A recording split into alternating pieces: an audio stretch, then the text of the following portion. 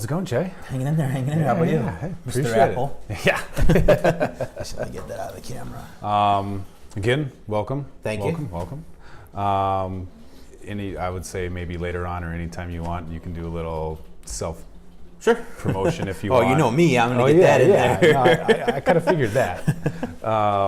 And then again, at the end, I'll put all your information too. Okay, so cool. This way, it's like if people are in there, I'll have it in the description as well. Awesome. So it's not just for my benefit. Hey, your benefit's my benefit. That's how I look at it now. So what are the 4 common mistakes people are making that are destroying their credit scores? Well, number one, obviously, we went over this, is not paying your bills on time. Okay, yeah. And I know it sounds odd, if you do fall, obviously people run into trouble, you lose your job, you get hurt, things happen. You always want to pay first federal loans. So you want to pay your mortgage, you want to pay your student loans first. Those are R1 statuses, those report the strongest. Second would be any revolving credit, so credit cards, student loan again. You always pay all your bills, but if you can't, would be the order. It would be federals, revolving, and then regular installment loans, such as car. They do let you go 120 days before they repossess it. That stuff I work with on a daily basis, getting that fixed, because people do run into trouble. A lot of people think credit repair, you're just helping bad people. No, I'm helping people that fell into bad times. Yeah. Me being a former client. I've been there. Yeah, I mean, I lost the business, so I mean, that's what we try to help along with. Number 2 is anything regarding, what's the best way to put it, is there's so many rumors out there that, you only have to be half your balance, you only have to be this. The ideal, there's two phases to have it where your scores increase. Is number 1 is keeping your balance 33% of the max or lower. So you have a $2,000 limit, you want to keep 330, so on. The ideal to get actually improved scores is 22% or less. The biggest thing, and I get it a lot from clients saying their realtors or their lenders told them, well, I'm getting my taxes back, I'm paying off every credit card. Their scores can drop at least 60 to 100 points, depending on how many credit cards and stuff they have. Always leave at least a $15, $20 balance. The worst case is, let's say you've had a Discover, you got a $5,000 limit. You ran into some hard times over the last 6 months, your scores are really low. You pay off that Discover, when they do analyze you again, they're probably going to close you. That's going to hurt your scores even more. So that's something to always keep in mind. Number 4, but number 3 is applying for credit cards. Obviously, your lender, if you're in the process of purchasing a home, they're going to tell you do not apply for anything. The number 1 thing I see, especially that hurts people right off the bat, is inquiries. So let's say this Christmas you went to Kohl's, you were getting 20% off a $50 order, and you applied for credit, either got it or got denied. That's a hard inquiry. Soft inquiries are things such as Credit Karma, monthly annual report, Discover, TransUnion, Equifax, their reports. Now, the difference between their report and a lender report is those are called soft pulls. They don't show collections and they don't show inquiries. That's why if a client goes to Credit Karma, they might have a 620 middle score. They think they can get a mortgage. Their lender pulls it. Now they got a 574 middle score. That's the difference. It's not showing collections and it's not showing inquiries. So like I said, I put 2 and 4 kind of together. The biggest thing would just be, there's monitoring services out there that keep you alert, and especially nowadays with all the fraud going around and Equifax being hacked. Is sometimes if you spend the $10 to $15 a month to go with, I strongly suggest Identity IQ. I like it. Anytime someone runs your credit, you get an email and a text saying, is this you? Verify with your password before Best Buy or whoever can finish the application. It's huge. I mean, it saved so many of my clients that were in credit repair from getting 100 times worse while we're trying to fix them to, it's like the I got an alert. I'm 4 exactly. steps back. I'm not at Macy's in Orland Park. I'm in the city at work. no, not me, deny. Then the person cannot finish the application. That also saves you a hard pull, because if that person's at Macy's trying to pull your credit, it alerts you prior to it saying, is this you? So there's 10 to 20 points right there. You're not going to lose and have to worry about someone like me down the road again fixing your credit. There's just certain things you always, a lot of people, for some reason, it's been happening a lot lately. Checking accounts, saving accounts do not increase your credit scores. Yeah, no. The only another new thing is with your cell phone carriers, your internet providers, your cable providers, they do pull a hard pull on you, the initial setup. They do not report good payment history to the credit bureau. They only report bad history. So if you're 90 days behind on your Comcast, they're going to report it. If you're 9 months perfect, they don't report it. I've heard, now correct me if I'm wrong, Sure. that you can call up these companies and request them to report your good.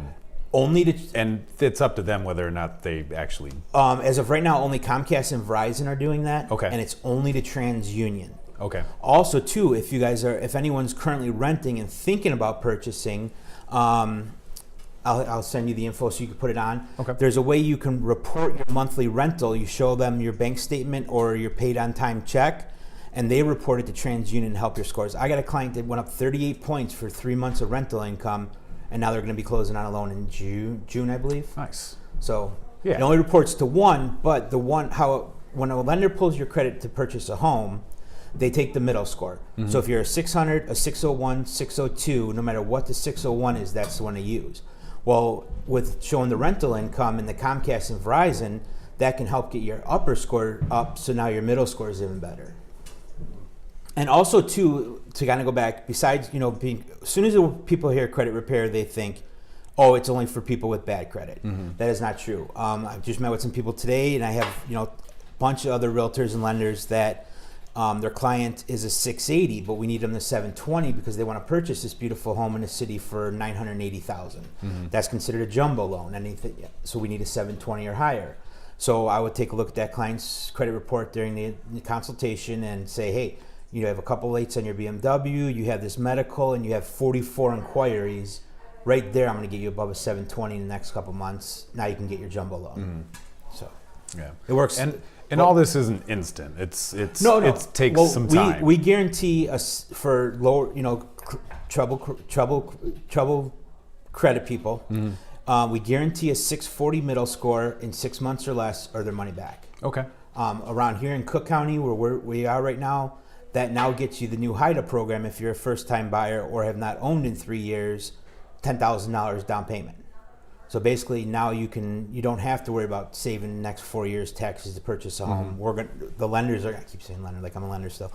The lenders are going to help you get to that point. So now you can own a home. So instead of paying $1,400 in rent, you're paying $1,200 to own.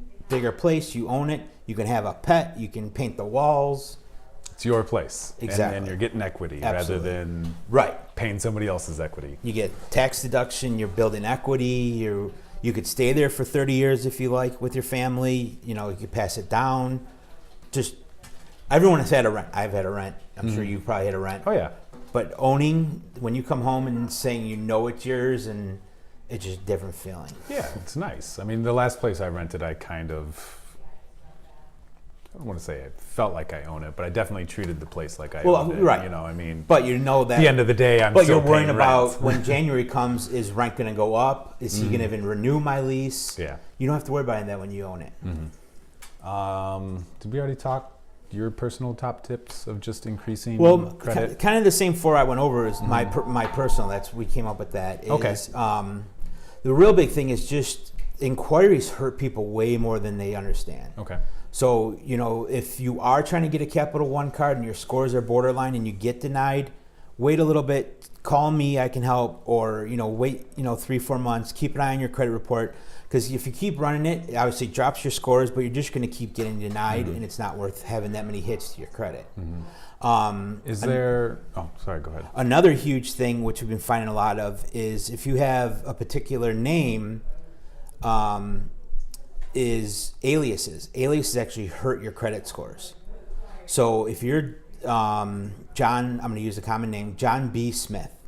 Well, they got John Bart Smith, John Smith, Smith, Bart, John, you get all these aliases. That's when nowadays everything's done through computer analysis. So when that computer goes to run your score for, let's say, Capital One, and you have 5 aliases on your credit report, instant red flag. You have 14 addresses because all your old ones are still on there. That's going to show up a red alert. Multiple jobs as showing current, that's going to come up a red alert. And that's all stuff we help fix if you come over to us. I like that. And to touch base on what you were talking about, credit inquiries, using Credit Karma as a consumer just to keep track of my own credit score, to know what's happening. Are there any? No, those are what we call soft pulls. Okay. So there's 2 kind of pulls in the industry. So any bank, financial institution, or lender, those are called hard pulls. Okay. That's where you're going to get an inquiry and you're going to lose points. Okay. Credit Karma, Identity IQ, your yearly income, your yearly credit report, those ones are called soft pulls. Okay. That's why if a client pulls, let's say they go and pull up Credit Karma, they get their trans and their Equifax scores and they're like, wow, I'm a 640 and a 655, I'm going to go apply for a mortgage. The lender pulls it and now they're only in the 500s.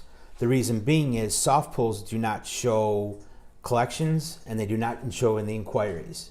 So let's say you went to a broker, mortgage broker, and he works with 10 different banks. Most likely they're going to run you through all 10 of those banks. So that's 10 hard pulls right there in one day. Just like a car dealer. Yeah. I see it daily. They go to, let's say they go to BMW. Well, your credit's teeter-totter, and now BMW says, well, you're kind of on the border with our bank. We're going to run you through the 15 banks and see if anyone gets you approved. Now you got 17 inquiries. I got 17 times anywhere from 8 to 12 points. That's a huge jump. And that was, I was more meaning in a way of, as a consumer, to keep on top of their credit and not ding themselves, I guess. Yeah, it definitely won't ding them. It like a Credit Karma, they kind of more just to promote scores. Okay. They're not going to show you collections, or like an let's say a hospital bill pops up. It's not going to give you detailed on that. The ones you do have to pay from anywhere from $10 to $20 a month, those ones will show you inquiries, collections, late payments, Okay. the month you were late, all that. So sometimes, and I don't have anything to do with the other companies, but sometimes it's worth spending the $10, $20 a month to have a solid, just to know solid exactly report. in detail. Now, if all you're trying to do is keep an eye on your scores, Credit Karma works fine. Okay. But it only gives you 2. So I would suggest if you're a Credit Karma client, also go with Credit Sesame. That'll pull your Experian report. So now you'll have all three for free as a soft pull. Yeah, and I started doing it. I know that I can't say horrible credit, but I had no credit, which was still bad. And that was, I got in trouble in college. I was using my credit cards to pay for my student loans. Buy a computer, coffee. Textbooks. Yeah, and it was just one of those. I see it daily. And then I maxed, I think, two cards. It was 1 or 2. So it wasn't horrible, but it definitely, at a young age, shook me. And well, of course, because you think spending $3,000, you only got to pay $28 a month. That's not a bad deal. I don't even know what I was thinking back then. But it happens. I was there. Yeah, I was in the same boat. And at that point, it was one of those, I got on track. I paid it off. I worked my ass off to do it. And then once it was paid off, I was like, no more. Screw these credit cards. I'm never having one again. I have what's one. The point? If you don't have the money. Exactly. And why are you spending it? I don't know if anyone knows this from years back, but Oprah always taught one lesson. If you want something bad enough, go home and think about it for 5 days. If you still want it, go buy it. 85% of the stuff I don't end up buying anymore. True. I am an Amazon crazy person, but that's all stuff for the office, little things here. But any big purchase above $500, I always think about it for 5 days. If I still think I want it and need it, then I go ahead and get it. Like I said, I have one American Express. That's it. I don't go with credit cards if I can't do it. Well, that was our in-house guy, and that was, I basically had to get on my own case about my credit, because it was one of those, after working in the real estate, it's like, all right, I want to own my own place. I want to start managing some rental spots, and the more I looked at it, was like, well, I make money, but my credit doesn't show that I make money. Oh yeah, I see it daily. And most of it was just because I refused to get credit cards at the time. This was a couple of years ago. And then finally I was like, all right, to fix my own credit, or at least make it good credit, I forced myself to get a credit card out of every decision I didn't want to do. Another real big thing I want to touch on, actually, I just helped my cousin with this, is with this day and age, you're a mom and dad, your kids are getting into high school, you want to start getting them some credit. Add them to any of your good cards with solid 2 years plus history, on-time payments. Just add them as an authorized user. They don't need a credit card. They don't need to ever know they're an authorized user. Your whole back 2 years, 3 years, 5, 10, 15 as positive credit will now build them credit. So when they want to go to college, they have solid credit already. They already have a history, a they background. Exactly. They may not know they have the background, but like I told my cousin, I even said, don't even tell her that you're adding her. Put her on as an authorized user, which she really can't do anything anyways because she doesn't have a card. Yeah. But now she's establishing credit. And FHA, if they go to purchase a home, will allow one of those and then one solid trade line on their own. So then that's where I would suggest getting, to start, if you're trying to build credit, is go with a secured card. Most banks offer it. I have a list about 15 on my website. You do have to put like $200-$300 in an account. They'll send you a card with that's your limit, and you basically just pump a tank of gas, pay on that for a couple months, go buy a T-shirt, pay on that for a couple months.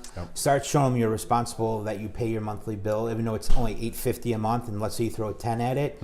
That's considered you are one as a revolving and help you build credit. I think for me, what I did is I just did the Capital One. Whatever it was, I think. Balance. No, it wasn't even that. It was just their basic credit card. I did 100, 150, whatever, and then my limit was $300 or something like that. You did the down. Or Fingerhut. Fingerhut's a really good one. Yes, you're paying double for the product, but Fingerhut reports to all three bureaus, and they report the day of your payment, not every month. Okay. So if you need quick established credit, let's say you went on Fingerhut tonight. Because this, with the credit, or with the Capital One, it definitely took a couple of months for it to hit my score, and then for it to start coming back up. So if we're looking for some quick, also too, nowadays with a lot of the credit cards as well as the secured cards, obviously it takes 14 business days to print, then you got to wait to get it. They'll send you a link to do Samsung or Apple Pay, and you can use that credit card today. Yeah, I think when I did my Amex, they were like, it's going to be like a month or two before you get your card, but you can start spending now. Exactly. Like, so no, it's okay. I don't need to start spending now. Some cards, we got to get someone 12 points to purchase, that's perfect. Yeah. But if you're only thinking about the future, then obviously wait for the card. Yeah. No, I'm Jason Urban with Everlasting Credit Counseling. I'm in the suburbs of Chicago. Our corporate office is in Tennessee. Look up, he's going to post some info about me if you guys have, and even if it's just questions, how to build credit, how to fix a couple things, I'm always available. I'm also on Facebook, The Credit Pro, and that's about it.